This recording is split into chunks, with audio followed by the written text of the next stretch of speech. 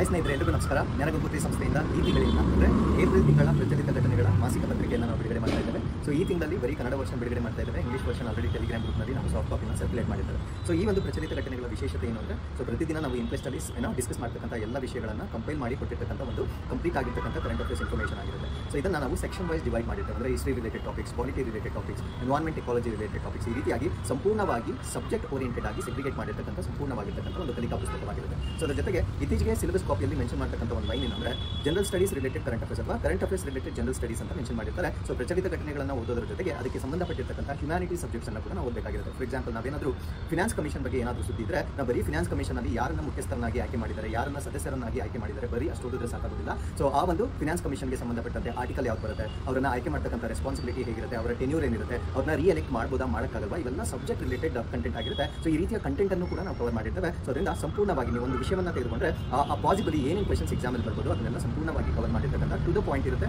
So ಯಾವುದೇ crash ಅಥವಾ unwanted information ಅನ್ನು ನಾವು ಕೊಟ್ಟಿರೋದಿಲ್ಲ. ಸೊ ಕೇವಲ 80 ಪೇಜ್ಗಳಲ್ಲಿ ಸಂಪೂರ್ಣವಾಗಿರ್ತಕ್ಕಂಥ ಒಂದು ತಿಂಗಳ ಕರೆಂಟ್ ಅಫೇರ್ಸ್ ಅನ್ನು ನಾವು ಕೊಟ್ಟಿರ್ತೇವೆ. ಸೊ ಈ ಒಂದು ಪ್ರತಿಗಳು ನಿಮಗೆ ಬೇಕಾಗಿದ್ದಲ್ಲಿ ಸೊ ಜ್ಞಾನಗುರುತಿ ಸಂಸ್ಥೆಯನ್ನು ನೀವು ಸಂಪರ್ಕಿಸಬಹುದಾಗಿರುತ್ತೆ. ಸೊ ಮುಂದಿನ ತಿಂಗಳಿನಿಂದ ಪ್ರತಿಯೊಂದು ವಿಷಯಕ್ಕೂ ನಾವು QR ಕೋಡ್ ಅನ್ನು ಮೆನ್ಷನ್ ಮಾಡ್ತೇವೆ. ಅಂದರೆ ಯಾವುದಾದ್ರೂ ಆರ್ಟಿಕಲ್ ನಿಮಗೆ ಅರ್ಥ ಆಗಿಲ್ಲ ಅಂದರೆ ಆ QR ಕೋಡ್ ಅನ್ನು ಸ್ಕ್ಯಾನ್ ಮಾಡಿದ್ರೆ ಸಾಕು, ಆ ಒಂದು ವಿಡಿಯೋ ಪಾಪಪ್ ಆಗುತ್ತೆ. ಸೊ ಅದನ್ನು ನೋಡಿಕೊಂಡು ನೀವು ಇನ್ನೂ ಕೂಡ ಸ್ಪಷ್ಟವಾಗಿ ಕಲಿಯಲಿಕ್ಕೆ ನಾವು ಅನುಕೂಲ ಮಾಡಿಕೊಡ್ತೇವೆ. Thank you.